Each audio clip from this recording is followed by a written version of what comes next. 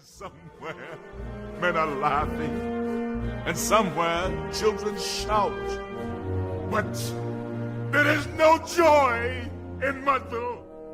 Mighty Casey has stopped! I got one thing to say to you. Strike this mother out. He got a perfect game. It was done by the king. Hey, you! How you like them apples? Took away a game-tying home run for Manny Ramirez. That's my mistake, fellas.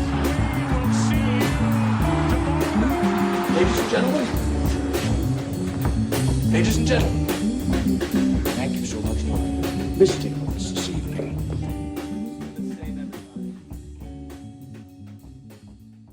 It is Tuesday night, October 17th, which is usually when we try to record this podcast.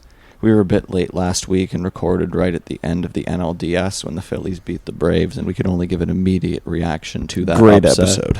Yes, the Phillies are up a game on Arizona. It's about to be 2. They're playing right now. And the Texas Rangers took the first 2 in Houston against Justin Verlander and Framber Valdez and are heading home with a major advantage.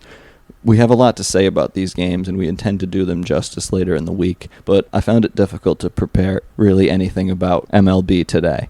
It would feel disingenuous to talk about Dontrelle Willis during the invasion of Iraq, and I think in 15 years I would regret hearing an episode we recorded today in which I don't talk about the fact that a hospital in Gaza full of children, nurses, doctors, the elderly, and civilians praying for safety was bombed by the Israelis about 9 hours ago, and the death toll is confirmed to be in the thousands. Before we go any further, I'm going to put a few links in the description for Palestinian aid to help the survivors. If you're able to donate, consider doing so. This feels like a singular issue to me right now because of the way people passively talk about it or don't. The number of Instagram stories that I've seen weighing in on this, like there's an objective truth to it and an inherent position to take that's both authoritarian and morally just. There are a lot of social justice issues in which everyone on my feed is aligned in support of them.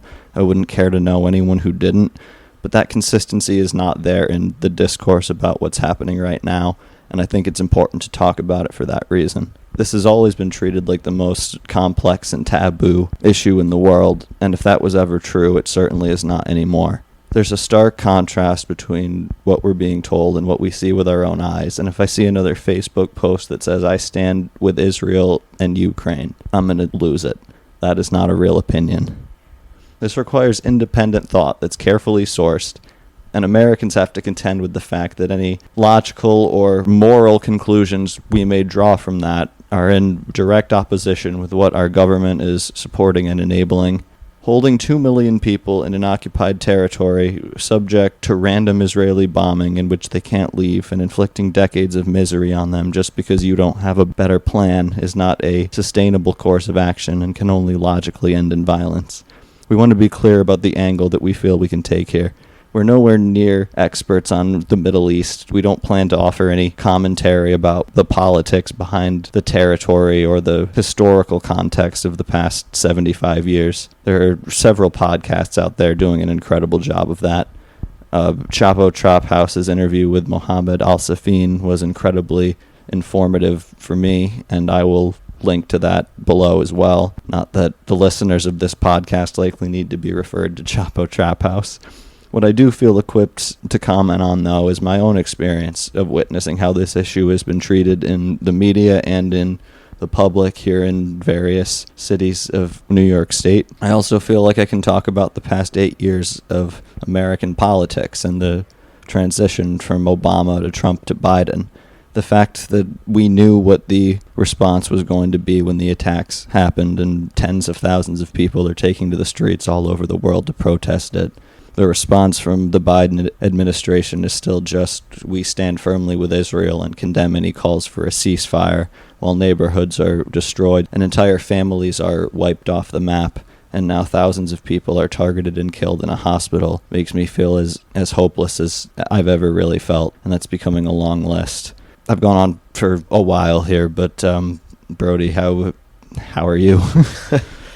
So my thoughts on this are, so I'm Jewish, and I kind of have been irritated by some of the, the people who use the fact that they are Jewish to just lend support to a group when what really, if you are a Jew and you see what's going on right now and you are capable of critical thinking, you should understand that really you should be, I don't even want to say aligning, but just you should know that your duty is to support the group of people who are experiencing a genocide and not the ones who are committing it. And that's like such a simple fact. And I was talking with a friend of mine the other day who is Israeli, actually, too. He's half Israeli. He wasn't born there. He'd been there a lot of family there. And he was like, this is really, it's not complicated. The fact that it's been painted as complicated for so long is extremely disingenuous. Look, we've had a lot of discourse in this country over the last few years about what, colonialism is and what colonization means. And this is such a clear example of how it destroys, lives and cultures. And I can't say nations because Palestine is not now a state, but it's just very obvious to me, and I think a lot of other people who are familiar with the situation, that this is just atrocious and it's a tragedy, and there needs to be a way to stop this without being able to use anti-Semitism as a defense, because that is not what this is. That, like, being against the Israeli regime that is currently just slaughtering civilians is not anti-Semitic. And there are tons and tons and tons of Jews here in the city, tons of Israelis in Israel who are voicing their opposition to this, just to, go to show that it's not, not as cut and dry as if you are against Israel, you don't like Jews. That's a ridiculous thought. But yeah, this is, it also, like, I saw actually a long time ago, but we live in a part of Brooklyn that has a very large population of Orthodox Jews, and months ago, I saw a very large group of them walking down the side of the street with a bunch of signs that were all like Free Palestine, like, the Crown Heights Jews support Palestine, and like saying to Israel, basically, this is not who we are, this is not what the Jewish people stand for. And it's just all very sad and, devastating. In this country are so removed from anything remotely like this, and so it's hard to kind of wrap your mind around. But it feels very distant from here, and it's hard to imagine being able to affect it in any way other than just voicing your own opposition. And, if anybody takes issue with your stance on it, then it's worth just reminding them this is not a thing that started 2 weeks ago.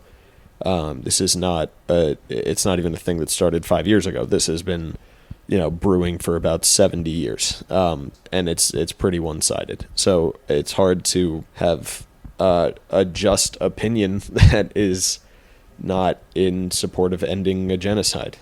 I'm not surprised that there was a strong sentiment for revenge among some Israelis, especially from those in positions of governmental or militaristic power. It's quite literally their job to react that way.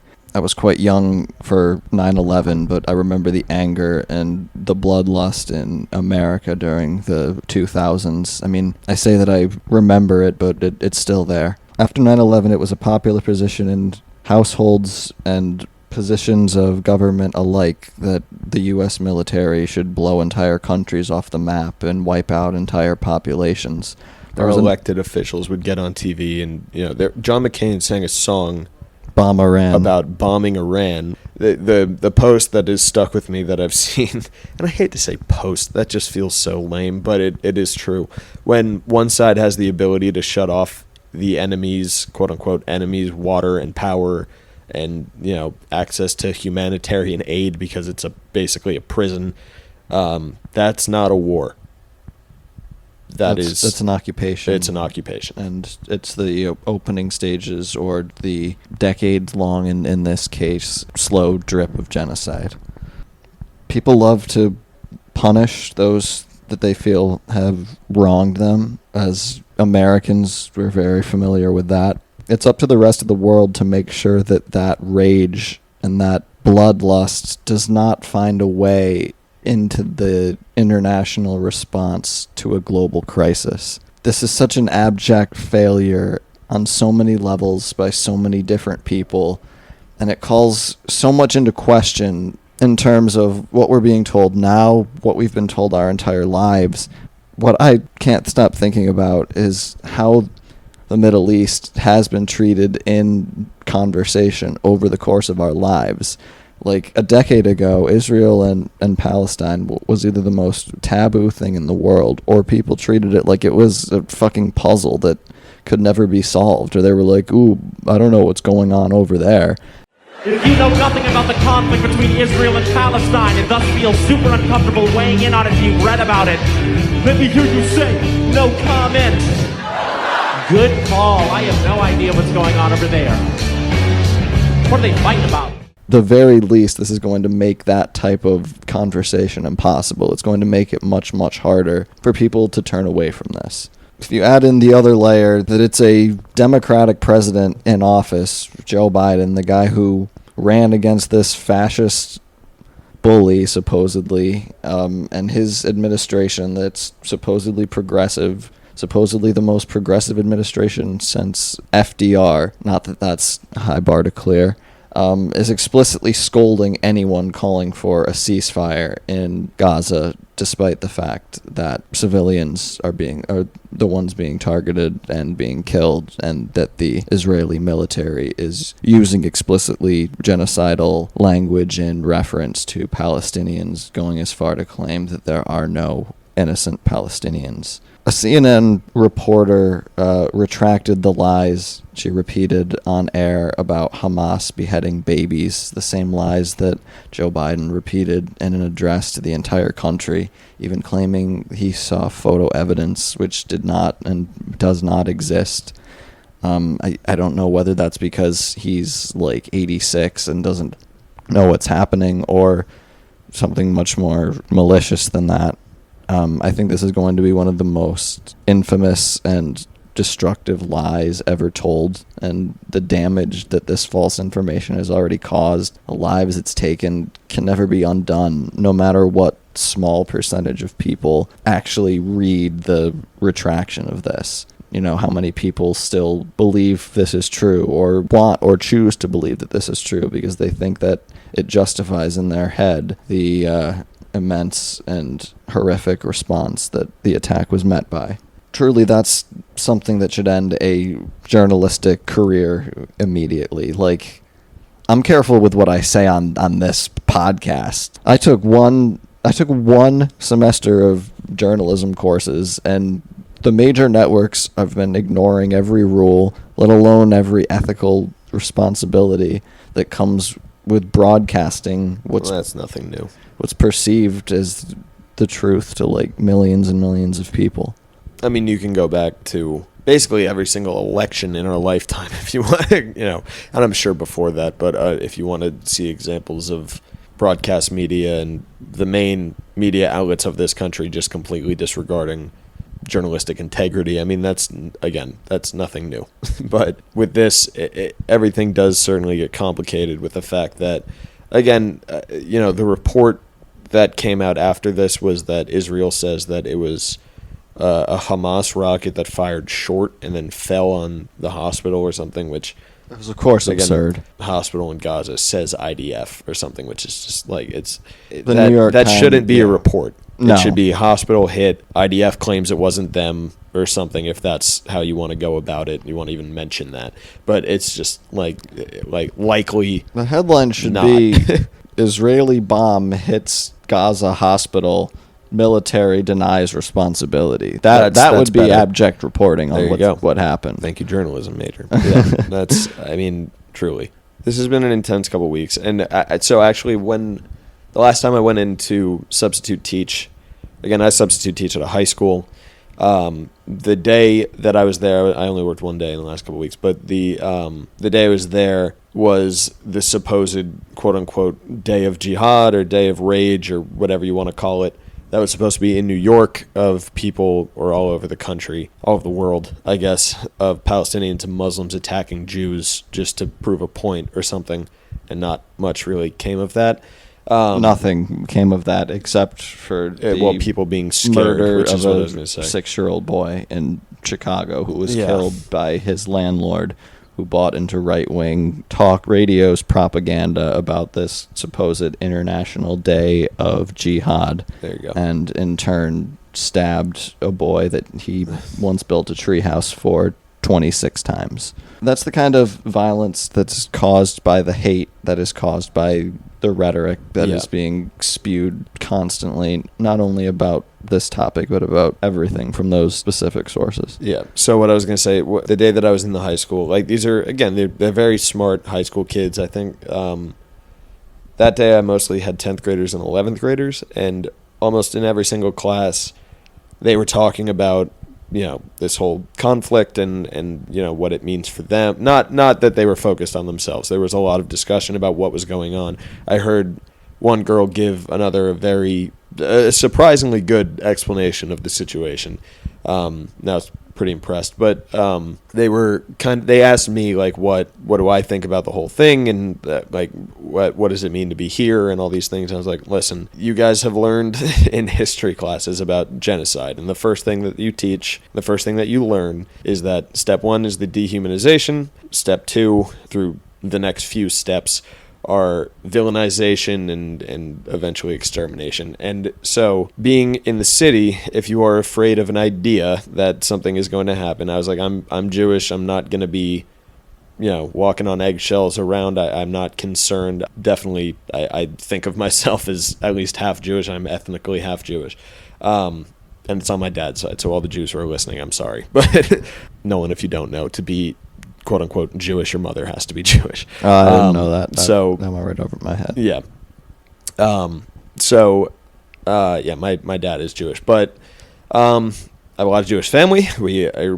No one has been attacked, so I was not concerned walking around in the city that day, and I told them as much. I wasn't going to be worried. They seemed to understand that, and it's just the thing that I wanted to get across is that this fear that they're feeling here is nothing compared to a very, very large segment of a population thousands and thousands of miles away who are being targeted by people who are extremely powerful, and there's nothing that they can really do about it. And living here, the least of your concerns should be what is going. A lot of these were Jewish students, and I was like, you guys learned about the Holocaust. This is not like that necessarily, and it's definitely not here. But it's just it was emotional because also I was explaining like that.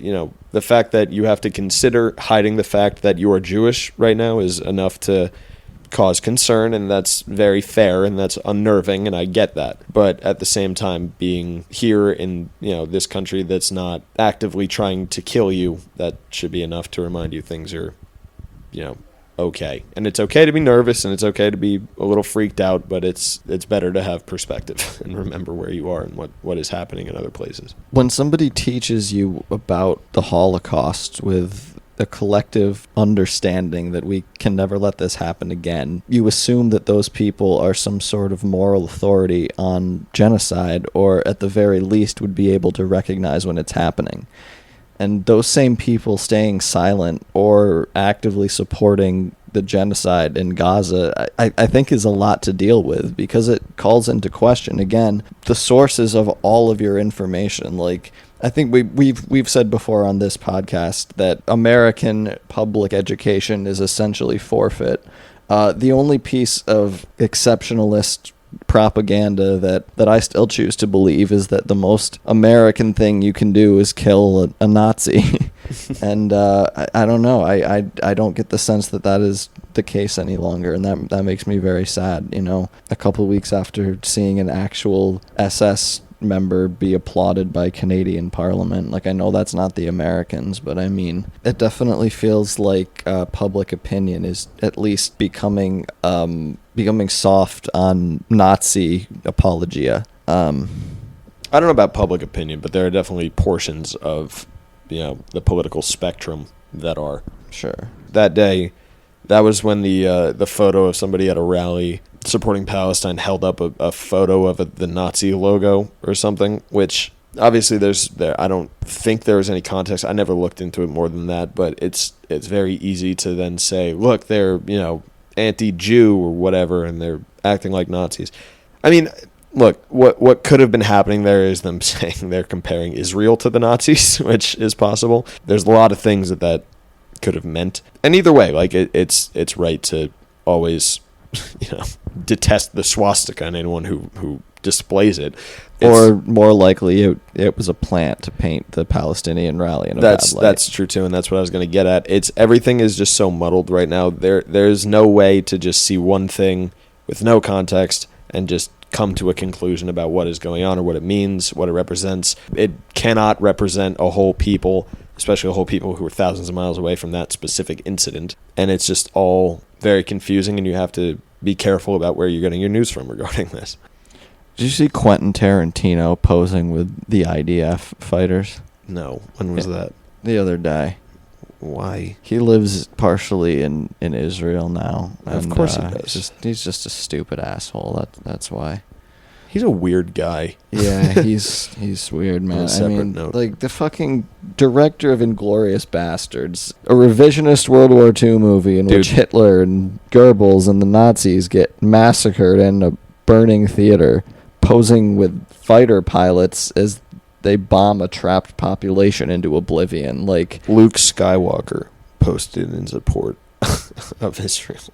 Well, that one tracks. Does it? Yeah. I don't think it does. Mark Hamill has been very, progressive in the past. Mark Hamill is the exact political type to stand with Ukraine and Israel. He's like the average American voter. He's just he's the average rich liberal. That's what it is. Yeah.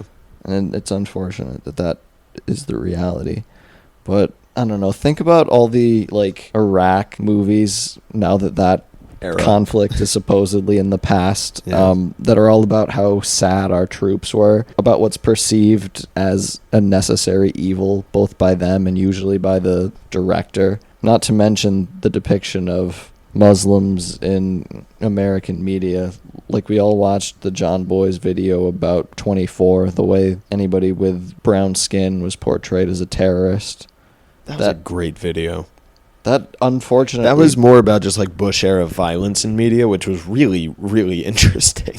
That, unfortunately, tapped into a very loud and vocal part of the American mind following 9/11. I didn't exactly seek out movies that weren't part of the mainstream when I was a kid, so it was probably years before I saw a Muslim character in a show or a movie who wasn't trying to set off a bomb.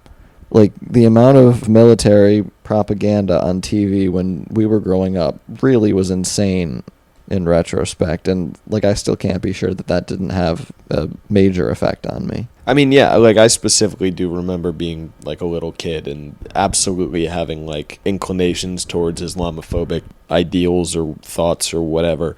And, upon learning more about how propaganda works and what it means to be living in this country, especially growing up around the city and, being a little kid in post 9/11 New York, there was a lot of work to do that was undoing what was being taught or propagated by the powers that be.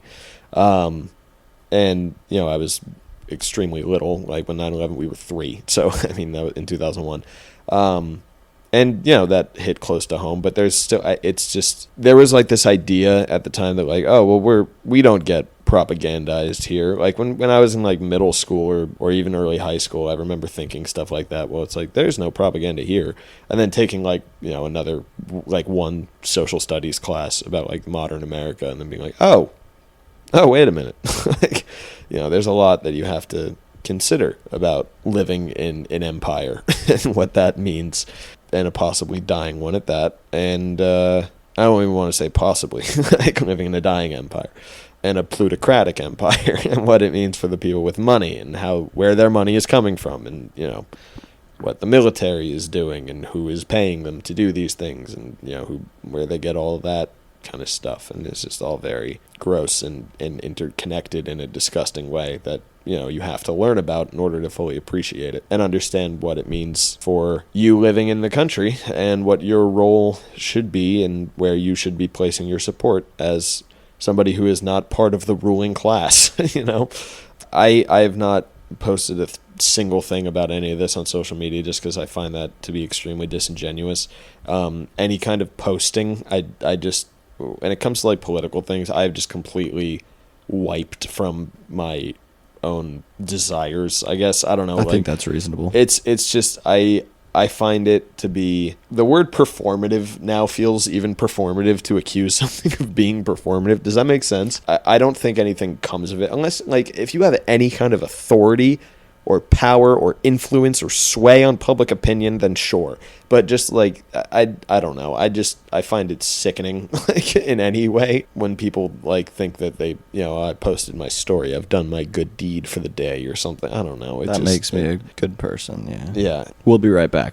Smug, greedy, well-fed white people have invented a language to conceal their sins. It's as simple as that. The CIA doesn't kill anybody anymore. They neutralize people. Or they depopulate the area. The government doesn't lie. It engages in disinformation. The Pentagon actually measures nuclear radiation in something they call sunshine units.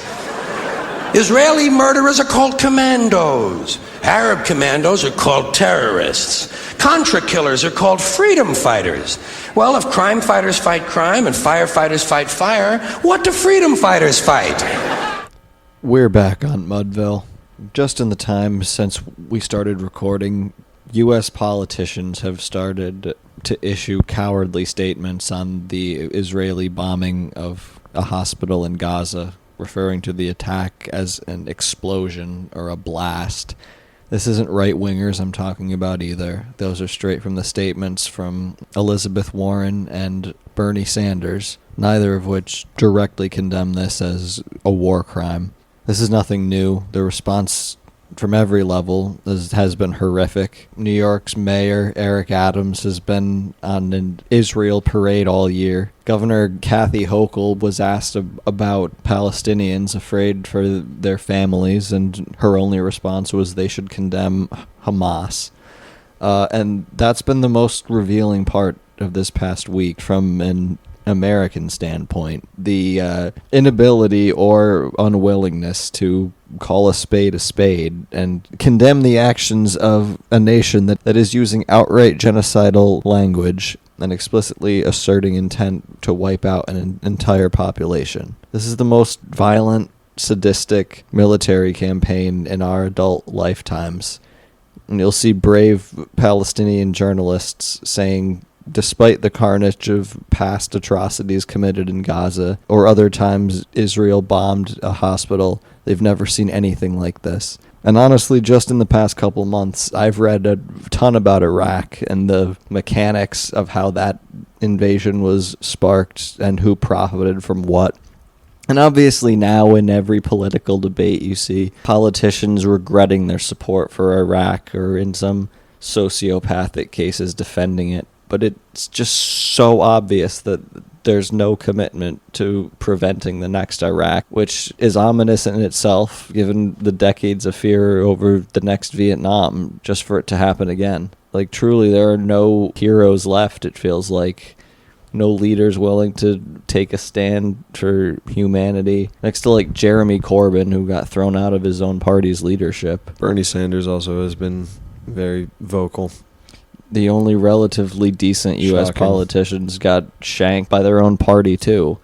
I mean, everything is just so far removed from what would be needed to start any sort of meaningful change. The people in power are committed to profiting off of prolonging conflict and violence. And that is the result of 50 years of turning the government into a corporation and installing the same economic mindset into every politician across party lines. One that they believed they perfected before the turn of the century, and they thought they could profit off of forever. But it turns out war is even more profitable. When you look at the end of World War II, which the biggest conflict in human history, and obviously ended with the horrific actions of the United States government in Japan, they elected Dwight Eisenhower to be president, and on his way out, he warned against the military-industrial complex. And that was a man who had seen firsthand and dealt with the worst of what war brings, you know.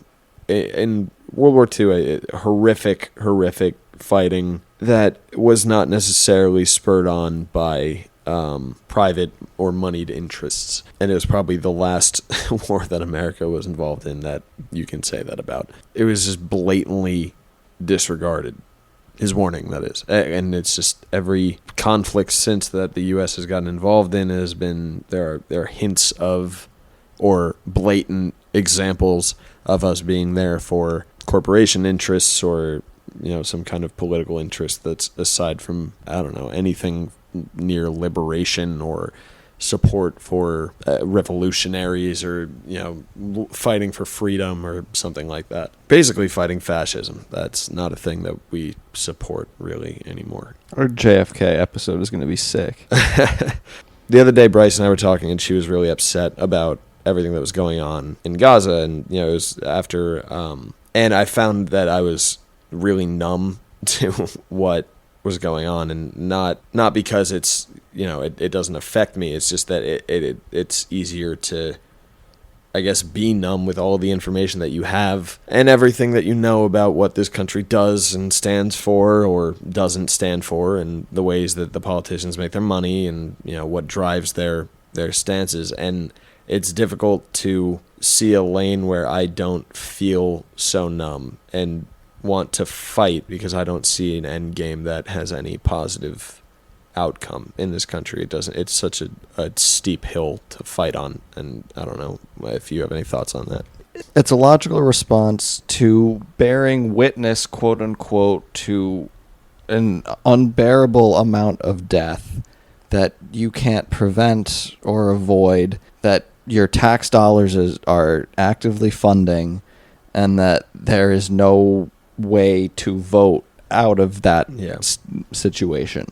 That is an incredibly bleak place to be in, and it can certainly lead to despair. I think it's important to reject that, as tough as it might be.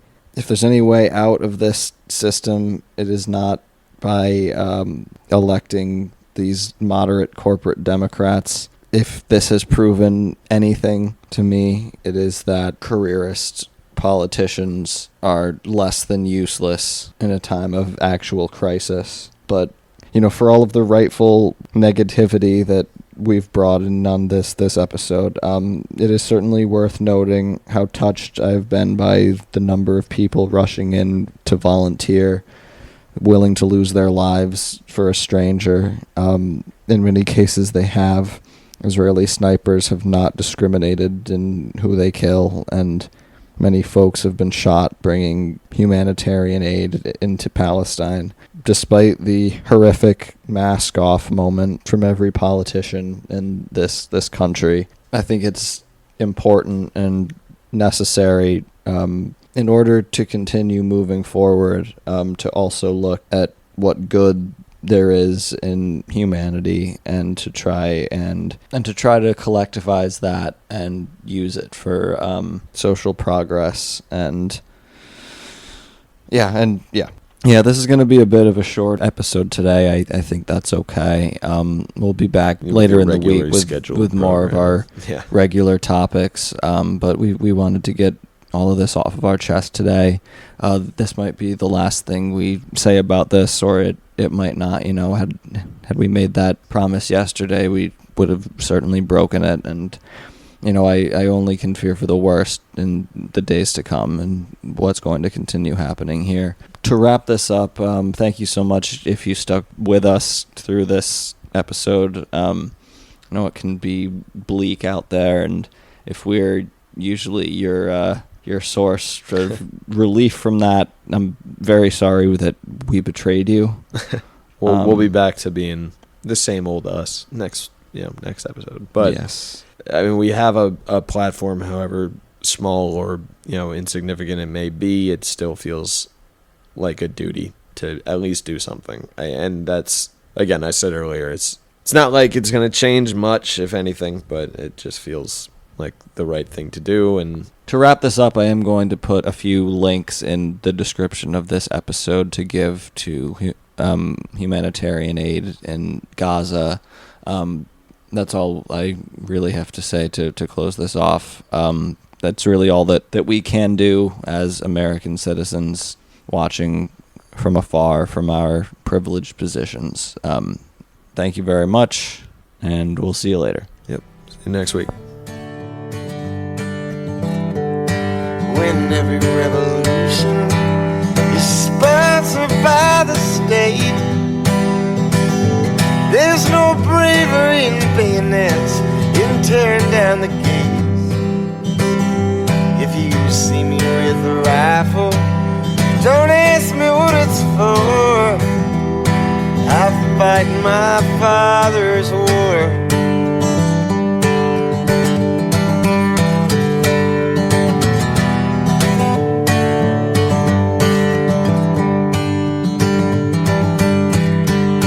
When hunger strikes a fashion and freedom is routine, when all the streets in Cleveland are named for Martin Luther King, you will see me at the protest, but you'll notice that I drag, I burn my